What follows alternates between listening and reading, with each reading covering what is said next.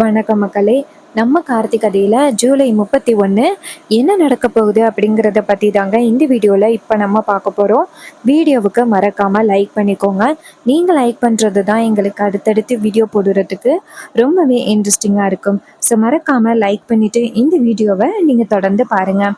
So என்ன நடக்குது அப்படின்னு பார்த்துக்கிட்டிங்கன்னா, நம்ம வில்லி இருக்காங்கல்ல, அவங்க நேராக அவங்க அக்கா கிட்ட போயிட்டு, அக்கா அக்கா எங்கக்கா இருக்கா அப்படின்னு ஈஸ்வரி கேட்குறாங்க. ஏண்டி இப்படி சத்தம் போட்டுக்கிட்டு இருக்க, என்னடி ஆச்சு அப்படின்னு கேட்குறாங்க. அதுக்கு வில்லி சொல்கிறாங்க, அக்கா என்ன ஆச்சு தெரியுமா, உன் பொண்ணு அத்தனை பேருக்கு முன்னாடி என்ன சொன்னா, அந்த டிரைவர் பையலை சுத்தமாக பிடிக்கவே இல்லை, அவனுக்கே என்ன பிடிக்கல அப்படின்னா நான் எதுக்கு அவனை கல்யாணம் பண்ணிக்கணும், எனக்கு வேண்டாமா அப்படின்னு சொல்லி அவ மாமனை அவ்வளோ பேச்சு பேசினால, அது எல்லாமே நடிப்புக்கா அப்படின்னு ஈஸ்வரி கேட்குறாங்க. என்னடி சொல்ற, என் பொண்ணு நடிச்சாளா, என் பொண்ணு என்னடி நடிச்சா? அதுக்கு வெள்ளி சொல்றாங்க, அக்கா நான் எல்லாத்தையும் கண் கூட பார்த்துட்டு தான் வரேன். உன் பொண்ணு அந்த டிரைவர் பையலை பிடிக்கலன்னு சொல்லிட்டு இப்போ அவளும் அந்த டிரைவர் பையலும் சேர்ந்து ஒரு வீட்டில் இருக்காங்க. அதுவும் அங்க என்ன நடக்குது தெரியுமா, அந்த டிரைவர் பையன் ரேவதிக்கு சாப்பாடு ஊட்டி விடுறான்.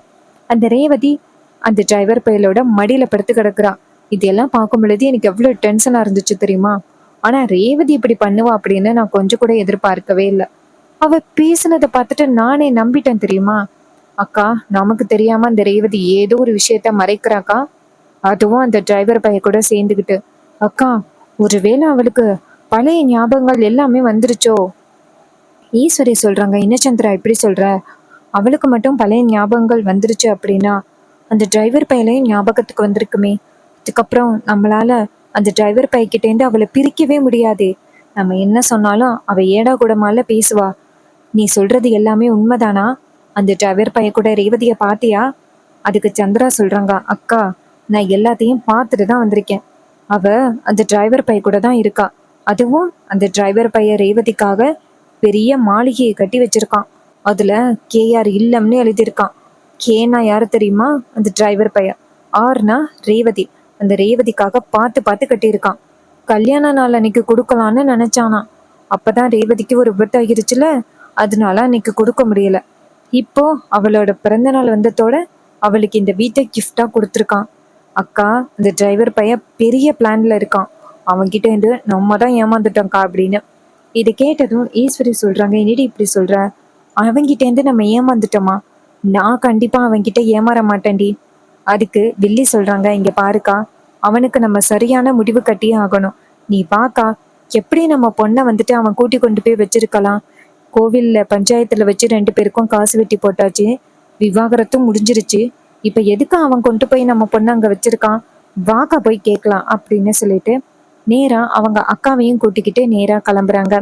ஈஸ்வரி சொல்றாங்க, சந்திரா நீ சொல்றது மட்டும் உண்மையா இருந்துச்சு, நான் கண்டிப்பா என் பொண்ணை சும்மா விட மாட்டேன் அப்படின்னு. அதுக்கு சந்திரா சொல்றாங்க, அக்கா நீ போயிட்டு உன் பொண்ணை ரொம்ப சாந்தமா கூட்டிட்டு வா. அந்த டிரைவர் பையன் இருக்கும் பொழுது ரேவதியை நீ ஏதாவது பேசினேன்னு வச்சுக்கேன், அப்புறம் அவன் ரேவதியை கண்டிப்பா விட மாட்டான். என் பொண்டாட்டி என் கூட தான் இருப்பா அப்படின்னு சொல்லி உன்கிட்ட முரண்டு பிடிக்கிறதுக்கு நிறைய வாய்ப்பு இருக்கு. ஸோ நீ ரேவதி கிட்ட எடுத்து சொல்லி அப்படியே சாந்தமா கூட்டிட்டு வா. இங்க வந்த பிறகு அவளை எந்த விதத்துல கண்டிக்கணுமோ அப்படி நம்ம கண்டிச்சுக்கலாம், சரியாக்கா? ஈஸ்வரி சொல்றாங்க, சரிடி சரி வா அப்படின்னு சொல்லிட்டு அந்த இடத்துல இருந்து கிளம்புறாங்க.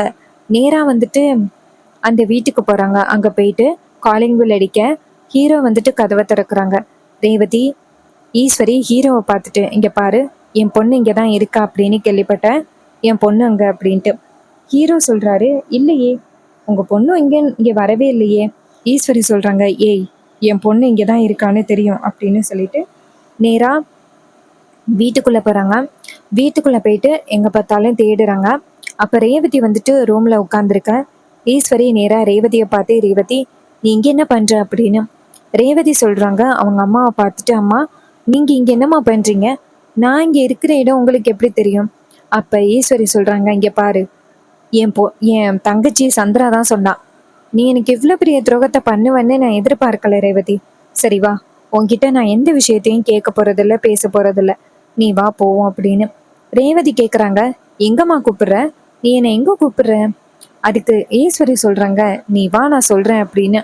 அதுக்கு ஹீரோயின் சொல்றாங்க, இல்லம்மா என்னால வர முடியாது அப்படின்னு. அப்ப ஈஸ்வரி நேரா ஹீரோவை பார்த்து, இங்க பாருப்பா, நான் உன் மேல ரொம்ப பெரிய நம்பிக்கை வச்சிருக்கேன். ஸோ என் பொண்ணை வந்துட்டு என் கூட அனுப்பிவிடு, எந்த பிரச்சனையும் நமக்குள்ள வேணாம் அப்படின்னு. ஹீரோ சொல்றாரு, சரிங்க அத்தை அப்படின்னு. நேரா ரேவதியை பார்த்து, இங்க பாரு ரேவதி, அத்தை கூப்பிடுறாங்கல்ல, நீ போ, என்ன பிரச்சனையா இருந்தாலும் நம்ம பார்த்துக்கலாம் அப்படின்னு. ரேவதி சொல்றாங்க, சரிங்க மாமா, நீங்க சொன்ன ஒரு காரணத்துக்காக நான் கிளம்புறேன் அப்படின்னு சொல்லிட்டு நேரா அவங்க அம்மாவை பார்த்து, சரி வாமா போகலாம் அப்படின்னு சொல்லிட்டு நேரா வீட்டுக்கு வராங்க.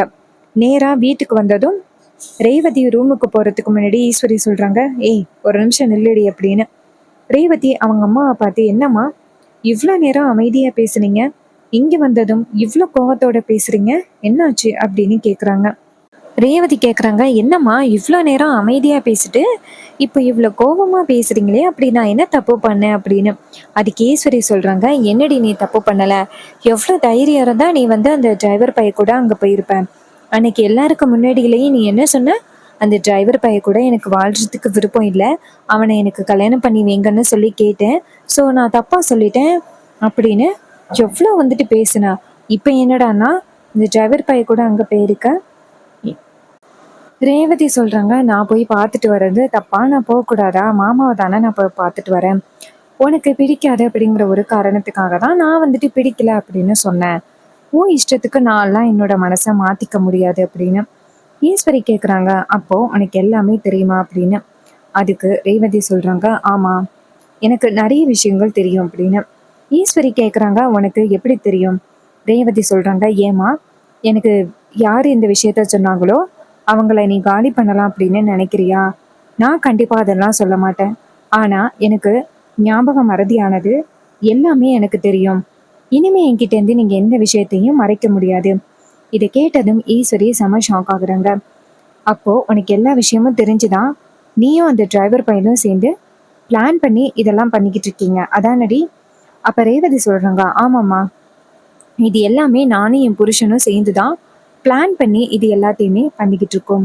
இதை கேட்டதும் ரொம்பவே அதிர்ச்சி ஆகுறாங்க ஈஸ்வரி.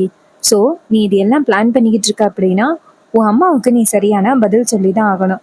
நீ எவ்வளோ தைரியம் இருந்தா இப்படி ஒரு காரியத்தை பண்ணுவ, நீ இப்படி ஒரு காரியத்தை பண்ணுவ அப்படின்னு நான் கொஞ்சம் கூட எதிர்பார்க்கவே இல்லை. ஸோ நீ பண்ண இந்த தப்புக்கு கண்டிப்பா நீ தண்டனை அனுபவிச்சுதான் ஆகணும். அந்த டிரைவர் பயலுக்கும் உனக்கும் எந்தவித சம்மந்தமும் கிடையாது. இதுக்கப்புறம் நீ இந்த வீட்டை விட்டு போகணும் அப்படின்னு நினைச்சீன்னா நான் கண்டிப்பா வந்துட்டு இனிமே அதுக்கு அனுமதிக்கவே மாட்டேன். இந்த வீட்டை விட்டு நீ எங்கேயுமே போகக்கூடாது. சந்திரா, இவ மட்டும் எங்கேயாவது போன அனுபவிச்சுக்கே என்கிட்ட உடனே தெரியப்படுத்து. அப்புறம் இந்த வீட்டுல உள்ள எல்லாருக்கும் ஒரு விஷயத்த சொல்லிக்கிறேன், நீங்க இவளுக்கு உதவி பண்ணீங்களா என்ன அப்படிங்கிறது எனக்கு தெரியாது, ஆனா கண்டிப்பா உங்களை மீறி இதெல்லாம் நடங்கிறதுக்கு வாய்ப்பே கிடையாது. ஸோ இவளை இந்த இடத்த விட்டு போக வைக்கணும் அப்படின்னு யாராவது நீங்க நினைச்சீங்க அவ்வளோதான், போடி போடி அப்படின்னு வீட்டுக்குள்ள சொன்னதும் ரேவதி சொல்றாங்க, அம்மா நான் கண்டிப்பா மாமாவை பார்க்காம இருக்க மாட்டேன், நான் கண்டிப்பா மாமாவை பார்க்க போவேன். ஈஸ்வரி சொல்றாங்க, எப்படி நீ என்ன மீறி அவனை பார்க்க போற அப்படிங்கிறத நானும் பார்க்குறேன் அப்படின்னு சொல்லிட்டு ரேவதியை எடுத்துட்டு வந்து வீட்டுக்குள்ள அடைக்கிறாங்க. ரேவதி வந்துட்டு ரொம்பவே அதிர்ச்சியாகி அவங்க அம்மா கிட்ட, அம்மா ப்ளீஸ்மா தயவு செஞ்சு என்னை விடுமா, மாமா விட்டு கண்டிப்பா என்னால பிரிய முடியாது அப்படின்னு சொல்லிட்டு பேசுறாங்க. அப்போ ராஜா ஈஸ்வரியை பார்த்து, ஈஸ்வரி நீ இப்படி வந்துட்டு கோவத்தோட நடந்துக்கணும் அப்படின்னு அவசியமே இல்லை, உன் பொண்ணு அப்படி என்ன தப்பு பண்ணா, ராஜா கூட மாப்பிள்ள கூட வாழணும் அப்படின்னு ஆசைப்பட்டா, வேற என்ன அவ தப்பா நினைச்சா, நீ இப்படி பண்றது ரொம்ப பெரிய தப்பு. ஈஸ்வரி வந்துட்டு ரேவதியை கொண்டு போய் ரூமுக்குள்ள அடைக்கிறத பார்த்துட்டு ராஜா சொல்றாரு, ஈஸ்வரி நீ பண்றது ரொம்ப பெரிய தப்பு, நம்ம பொண்ணோட எதிர்காலத்தை பத்தி கொஞ்சமாவது நீ யோசனை பண்ணி பாக்குறியா இல்லையா, உன் இஷ்டத்துக்கு நீ பாட்டுக்கு இப்படி பண்ணிக்கிட்டு இருக்கே, இதெல்லாம் தப்பு இல்லையா அப்படின்னு. ஈஸ்வரி சொல்றாங்க, இங்க பாருங்க, என் பொண்ணுக்கு எது நல்லது கெட்டது அப்படிங்கிறது எல்லாம் எனக்கு தெரியும், எனக்கு நீங்க யாரும் அட்வைஸ் பண்ணணும் அப்படின்னு அவசியம் இல்லை, யாரும் இந்த விஷயத்துல தலையிடக்கூடாது அப்படின்னு சொல்லிட்டு ஈஸ்வரி அந்த இடத்துல இருந்து போறாங்க. ரேவதி ரூமுக்குள்ள போனதும் கதவை தட்டுறாங்க. அம்மா தயவு செஞ்சு என்ன வந்துட்டு வெளியில விடுங்கம்மா, நீங்க என்னதான் என்னை இப்படி அடைச்சு வைத்தாலும் நான் கண்டிப்பா ஏன் முடிவா மாத்திக்கவே மாட்டேன், நான் ஏன் மாமா கூட தான் வாழ்வேன், அதுல எந்த வித மாற்றமும் இல்லை, என்னை வெளியில விடுங்கம்மா அப்படின்னு சொல்லிட்டு ரேவதி பயங்கரமா வந்துட்டு பேசிக்கிட்டு இருக்காங்க. இதையெல்லாம் பார்த்துட்டு ராஜா ரேவதி கிட்ட, அம்மாடி ரேவதி, நாங்க எல்லாருமே உனக்கு வந்துட்டு சப்போர்ட்டா இருக்கோம், தயவு செஞ்சு நீ எதுவும் அவசரப்பட்டு முடிவெடுக்காதம்மா அப்படின்னு ரேவதி சொல்றாங்க. அப்பா, அம்மா கிட்ட நீங்க எல்லாரும் எடுத்து சொல்லலாம்ல. அம்மா கிட்ட எடுத்து சொல்றதை விட்டுட்டு நீங்க எல்லாரும் என்ன சமாதானப்படுத்துறதுல என்ன அர்த்தம்? தயவு செஞ்சு அம்மா கிட்ட எடுத்து சொல்லுங்கப்பா, என்னை வெளியில விட சொல்லுங்கப்பா அப்படின்னு சொல்லி பேச, அதுக்கு ராஜா சொல்றாரு, அம்மாடி, எங்களால முடிஞ்ச அளவுக்கு உன் அம்மா கிட்ட பேசுறோமா அப்படின்னு. ரேவதியும் சரிப்பா அப்படின்னு சொல்லிட்டு ரொம்ப சோகத்தோட படுத்திருக்காங்க. அதே நேரத்துல நம்ம ரேவதிக்கு வந்துட்டு பல விஷயமும் தோணுது. ஸோ இதுக்கப்புறம் நம்ம இருந்து என்ன பண்ண போறோம்? அம்மா கண்டிப்பா நம்ம புருஷன் கூட சேர்த்து வைக்கிறதுக்கு வாய்ப்பே இல்லை. அவங்களுக்கு அவங்களோட கௌரவமும் அவங்களோட கோபமும் தான் ரொம்ப முக்கியம். அதை வச்சு என்ன பண்றது? கண்டிப்பா இதுக்கு மேல நம்ம அமைதியா இருந்தோம் அப்படின்னா கண்டிப்பா நம்ம அவர் கூட சேர்ந்து வாழ்றதுக்கு வாய்ப்பே கிடையாது. நம்ம இந்த இடத்த விட்டு போயிடுவோம் அப்படின்னு சொல்லிட்டு ரேவதி தவறான முடிவெடுக்கிறாங்க. அதே நேரத்துல நம்ம ஈஸ்வரி நேரா ராஜாவை பார்த்து, இங்க பாருங்க, உங்க பொண்ணுக்கு ஏதாவது சாப்பாடு கொண்டு போய் கொடுத்தீங்களா இல்லையா? எப்படியும் நான் கொண்டு போய் சாப்பாடு கொடுத்தா அவ வாங்கிக்க மாட்டா. அவ வந்துட்டு ரொம்ப முரண்டு பிடிப்பா. ஸோ நீங்க யாராவது சாப்பாடு கொடுத்தீங்களா அப்படின்னு. அதுக்கு அவர் சொல்றாரு, இல்லை ஈஸ்வரி, இன்னும் நாங்க கொடுக்கல. ரோகிணி, நீ கொண்டு போய் கொடுமா அப்படின்னு. ரோகிணியும் சரிப்பா அப்படின்னு சொல்லிட்டு சாப்பாடை தட்டில் எடுத்துக்கிட்டு நேராக ரூமுக்கு போயிட்டு கதவை திறக்கிறாங்க. பார்த்தா அங்க ரேவதி மயங்கி கிடக்கிறத பார்த்துட்டு ரோகிணி ஷாக் ஆகி, ஐயோ ரேவதி அப்படின்னு சொல்லி சத்தம் போட, அப்போ ஈஸ்வரி ராஜா எல்லாருமே என்னாச்சு என்னாச்சு அப்படின்ட்டு அங்கேருந்து வந்து பார்த்தேன். ரேவதி மயங்கி கிடக்கிறத பார்த்துட்டு அதிர்ச்சி ஆகுறாங்க. ஐயோ ரேவதிக்கு என்னாச்சு அப்படின்னு சொல்லிட்டு ரேவதியை பார்க்க, அப்ப ரேவதி சுய நினைவே இல்லாம இருக்கிறத பார்த்துட்டு அதிர்ச்சி ஆகுறாங்க ராஜா. ஐயோ, என் பொண்ணுக்கு என்னாச்சு? அவளை உடனே ஹாஸ்பிட்டல் கொண்டுட்டு போகணும் அப்படின்னு சொல்லிட்டு ரேவதியை நேரா தூக்கிக்கிட்டு ஹாஸ்பிட்டல் கிளம்புறாங்க. ராஜா சொல்றாரு, பாத்தியா ஈஸ்வரி, இது நடக்கக்கூடாது அப்படின்னு தான் நான் உன்கிட்ட ரொம்பவே கெஞ்சி கேட்டேன். ஆனா உன்னோட பிடிவாதத்தினால இன்னைக்கு என் பொண்ணுக்கு என்ன நிலைமை ஆயிட்டு பாத்தியா? எல்லாமே உன்னாலதான் அப்படின்னு ஈஸ்வரி சொல்றாங்க. இங்க பாருங்க, எதுக்கு எடுத்தாலும் என்ன பழி சொல்ற வேலை வச்சுக்காதீங்க. உங்க பொண்ணு இப்படி அவசரப்பட்டு முடிவெடுத்ததுக்கு நான் எப்படி பொறுப்பாவேன்? இதோட இதை விடுங்க அப்படின்னு. அதுக்கு அவர் சொல்றாரு, ஈஸ்வரி, நீ என்னைக்குமே திறந்துற மாதிரி இல்லை. உன் பொண்ணு எதுக்காக இப்படி ஒரு முடிவெடுத்திருக்கா அப்படின்னு கொஞ்சமாவது யோசிச்சு பாரு அப்படின்னு. அப்ப ரோகிணி சொல்றாங்க, இங்க பாருங்க, இப்ப நீங்க 2 பேரும் இப்படி சண்டை போட்டுக்கிட்டு இருக்கிறதுல எந்தவித பிரயோஜனமும் இல்லை. இப்ப ரேவதியை கொண்டு போய் ஹாஸ்பிட்டல்ல அட்மிட் பண்ணணும், வாங்க அப்படின்னு சொல்லிட்டு நேரா ரேவதியை கொண்டு போய் ஹாஸ்பிட்டல்ல அட்மிட் பண்றாங்க. ரேவதிக்கு ட்ரீட்மெண்ட் நடக்குது.